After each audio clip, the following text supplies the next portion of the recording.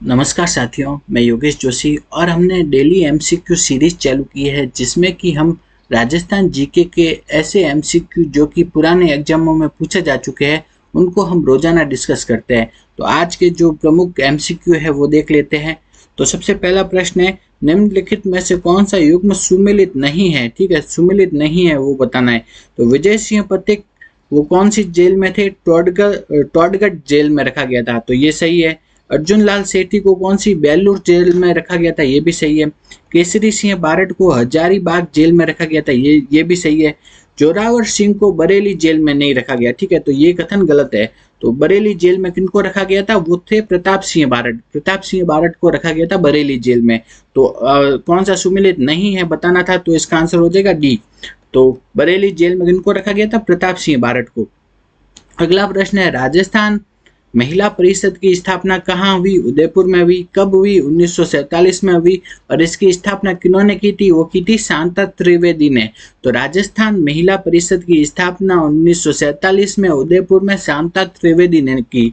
Next है कि जमनालाल बजाज ने किनकी स्थापना की? तो जमनालाल बजाज थे, उन्होंने की थी जयपुर प्रजामंडल की स्थापना की थी। तो जयपुर प्रजामंडल की स्थापना किन्होंने की थी? जमनालाल बजाज ने।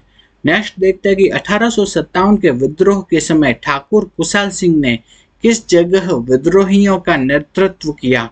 तो ठाकुर कुशाल सिंह ने कहां से विद्रोहियों का नेतृत्व किया था? वो थे औवा से। औवा से के कौन थे? ठाकुर कुशाल सिंह औवा। ठीक है। नेक्स्ट हम देखते हैं अर्ली चौहान डायनेस्टीज के लेखक कौन है? तो अर्ली चौहान डायनेस्टीज के लेखक है दशरथ शर्मा। अर्ली चौहान डायनेस्टीज के लेखक है दशरथ शर्मा। नेक्स्ट है कि मेवात क्षेत्र के अलवर जिले में जन्म लेने वाले प्रसिद्ध संत कौन थे? तो मेवात के अलवर में जो जन्म लेने वाले प्रसिद्ध संत थे वो थे लालदास जी। ठीक है, तो लालदास जी का जन्म कहाँ हुआ था? अलवर के धोलीदुब गांव में। कहाँ हुआ था? अलवर के धोलीदुब गांव में हुआ था लालदास जी का जन्म। ठीक है। नेक्स्ट हम देखते हैं, इजलास खास का गठन किया था। तो इजलास खास का गठन किन्होंने किया था? वो किया था उदयपुर के महाराणा सज्जन सिंह ने। तो इजलास खास का गठन किन्होंने किया था? महाराणा सज्जन सिंह ने। नेक्स्ट हम देखते हैं, कुछ हस्तशिल्प दिए गए हैं और वो कहाँ के है प्रसिद्ध है, उनके स्थान दिए गए हैं, इनको मैच करना है। ठीक है। तो बादला कहाँ का प्रसिद्ध होता है? बादला है जोधपुर का। कहाँ का? जोधपुर का। नमदा कहाँ का है? वो है टोंक का। नमदा कहाँ का है? टोंक का। पाव रजाई के लिए प्रसिद्ध स्थान है वो है जयपुर। खेसला के लिए जो प्रसिद्ध स्थान है वो है लेटा। ठीक है, तो ये मैच करके लिखा है हमने। नेक्स्ट हम देखते हैं, मारवाड़ के किस शासक ने मुगलों की अधीनता स्वीकार नहीं की थी? तो वो थे रावचंद्र सेन ने मुगलों की अधीनता स्वीकार नहीं की। नेक्स्ट है कि सीताराम लालस का संबंध रहा है तो राजस्थानी शब्दकोश से। तो राजस्थानी भाषा शब्दकोश किन्होंने लिखा था? सीताराम लालस ने। इंपॉर्टेंट है, पूछा जाता है कि राजस्थानी भाषा शब्दकोश लिखा था सीताराम लालस ने।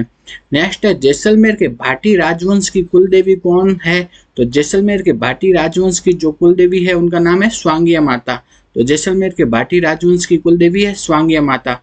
आगे देखते हैं, बूंदी रियासत के अंतिम आधिकारिक शासक कौन थे? तो बूंदी रियासत के अंतिम आधिकारिक शासक थे वो थे महाराव राजा बहादुर सिंह। तो बूंदी रियासत के अंतिम आधिकारिक शासक थे वो थे महाराव राजा बहादुर सिंह। आगे हम देखते हैं, हरिदेव जोशी पत्रकारिता एवं जनसंचार विश्वविद्यालय कहाँ है? वो है जयपुर में। हरिदेव जोशी पत्रकारिता एवं जनसंचार विश्वविद्यालय है जयपुर में। नेक्स्ट है कि बेंगटी गांव फलोदी में कौन से लोक देवता का मुख्य मंदिर स्थित है? तो बेंगटी गांव फलोदी में किनका मंदिर है? वह है हड़बू जी का। तो बेंगटी गांव फलोदी में किनका मंदिर है? हड़बू जी का। नेक्स्ट है कि गुरुद्वारा बुद्ध जोहड़ राजस्थान के किस जिले में स्थित है? तो गुरुद्वारा बुद्ध जोहड़ है गंगानगर में। कहाँ है? गंगानगर में। गुरुद्वारा बुद्ध जोहड़ है गंगानगर में। नेक्स्ट हम देखते हैं, भीलों द्वारा लड़की के विवाह के समय घर की दीवार पर बनाए जाने वाले लोक देवी के चित्र को क्या कहा जाता है? तो भील जनजाति के लोग होते हैं ना, वो लड़की का जब विवाह होता है उस समय अपने घर की दीवार पर लोक देवी के चित्र बनाते हैं। इन चित्रों को क्या कहा जाता है? इनको कहा जाता है भराड़ी। तो भराड़ी क्या होता है कि भील जनजाति के लोग अपने घर पे लड़की के विवाह के समय दीवार पर लोक देवियों के चित्र बनाते हैं, इन्हें कहा जाता है भराड़ी। नेक्स्ट है चित्तौड़गढ़ दुर्ग के प्रथम द्वार पाटन पोल के पास बने चबूतरे पर निम्न में से किनका स्मारक बना हुआ है। ठीक है, तो चित्तौड़गढ़ दुर्ग है, उसका पहला द्वार कौन सा है, पाटन पोल। ठीक है, चित्तौड़गढ़ दुर्ग का पहला द्वार क्या कहलाता है, पाटन पोल। उसके पास जो चबूतरा है उन पे किसका स्मारक बना हुआ है, उन पे बना है रावत बाघ सिंह का स्मारक बना हुआ है। ठीक है, तो पाटन पोल के पास जो चबूतरा है उन पर रावत बाघ सिंह का स्मारक बना है। नेक्स्ट हम देखते हैं सूची, दो सूचियां दी गई है, इनको सुमेलित करना है। ठीक है, तो सबसे पहले हम देखते हैं कुंभा ने क्या लिखा था, संगीत राज। तो ये तो आप सबको पता ही होगा, कुंभा संगीत राज। ठीक है, तो इस हिसाब से मैच करेंगे। फिर नेक्स्ट है कि गोविंद उन्होंने उनसे संबंधित क्या है, द्वार दीपिका। क्या है, द्वार दीपिका। नाथा से संबंधित क्या है, वास्तु मंजरी। क्या है, वास्तु मंजरी। मंडन से संबंधित है देव मूर्ति प्रकरण। और महाराणा कुंभा से संबंधित है संगीत राज। तो इस हिसाब से मैच कर लेंगे।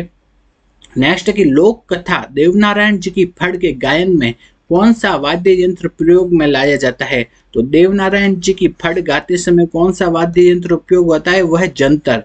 ठीक है, तो जंतर वाद्य यंत्र उपयोग में आता है देवनारायण जी की फड़ गाते समय। नेक्स्ट है कि राजस्थान की वह परंपरा जिसमें दूल्हे की बारात घर से चले जाने के बाद घर की स्त्रियों द्वारा लोक नाट्य किया जाता है, वह कहलाता है। तो घर की स्त्रियों के द्वारा जो वर वधू की जो का लोक नाट्य किया जाता है उसे कहा जाता है टूटिया, टोटकी या खोड़िया, ये तीनों वर्ड इसके लिए यूज आते हैं। तो उसके लिए जो लोक नाट्य होता है उसे क्या कहा जाता है, टूटिया, टोटकी या खोड़िया। नेक्स्ट है कि सन 1907 में चूरू में स्वामी गोपाल दास ने किस सभा की स्थापना की थी। तो वह सर्वहितकारिणी सभा की। तो सर्वहितकारिणी सभा की स्थापना किन्होंने की थी, स्वामी गोपाल दास ने 1907 में। और कहाँ की थी, चूरू में की थी। तो ये चीजें याद रखनी है कि सर्वहितकारिणी सभा की स्थापना किन्होंने की थी, स्वामी गोपाल दास ने 1907 ईस्वी में और चूरू में की थी। नेक्स्ट है कि कवि एवं चित्रकार नागरीदास के रूप में कौन प्रसिद्ध थे। तो कवि और चित्रकार जो नागरीदास है, नागरीदास का असली नाम क्या था, वह राजा सावंत सिंह। ठीक है, वो कहाँ की, किशनगढ़ के थे। और उनके दरबार में कौन थे, मोर ध्वज निहाल चंद, जिन्होंने क्या बनाया था, बनी ठनी। ठीक है, तो नागरीदास जिनका नाम था वह राजा सावंत सिंह का। नेक्स्ट है कि जयदयाल सोनी और चेतराम, इनका संबंध किससे है। तो जयदयाल सोनी और चेतराम का संबंध है तुर्रा कलंगी ख्याल से। किनसे, तुर्रा कलंगी ख्याल से संबंधित है जयदयाल सोनी और चेतराम। तो जयदयाल सोनी और चेतराम का संबंध है तुर्रा कलंगी ख्याल से। नेक्स्ट हम देखते हैं कृपाल सिंह शेखावत का संबंध किस कला से है। तो कृपाल सिंह शेखावत का संबंध है ब्लू पॉटरी से। तो कृपाल सिंह शेखावत का संबंध किससे है, ब्लू पॉटरी से। नेक्स्ट हम देखते हैं निम्न में से कौन सा सुमेलित नहीं है, पूछा गया है। तो खातौली का युद्ध हुआ था 1517 में, सही है। खानवा का युद्ध हुआ था 1527 में, ये भी सही है। हरमाड़ा का युद्ध हुआ था 1557 में, ये भी सही है। लेकिन शामिल का युद्ध 1562 में नहीं हुआ था, ये गलत है। तो सुमेलित नहीं है, सी। नेक्स्ट हम देखते हैं निम्नलिखित में से किस पुरातात्विक स्थल से यूनानी शासक मिनांडर के सिक्के प्राप्त हुए। तो यूनानी शासक मिनांडर के सिक्के प्राप्त हुए वह बैराट सभ्यता से। इंपॉर्टेंट है कि यूनानी शासक मिनांडर के सिक्के कहाँ से प्राप्त हुए, वह बैराट सभ्यता से प्राप्त हुए यूनानी शासक मिनांडर के सिक्के। नेक्स्ट है कि फतुहात ए आलमगीरी के लेखक कौन थे। तो फतुहात ए आलमगीरी के लेखक थे ईश्वरदास नागर। अगला प्रश्न है कि राजस्थान स्कूल ऑफ आर्ट्स की स्थापना किन्होंने की थी। तो राजस्थान स्कूल ऑफ आर्ट्स की स्थापना की थी महाराजा सवाई राम सिंह द्वितीय ने। ठीक है, तो सवाई राम सिंह द्वितीय ने की थी स्कूल ऑफ आर्ट्स की स्थापना। अगर आपको हमारे ये वीडियो अच्छा लगा तो वीडियो को लाइक करो, ज़्यादा से ज़्यादा शेयर करो और हमारे यूट्यूब चैनल को सब्सक्राइब करो।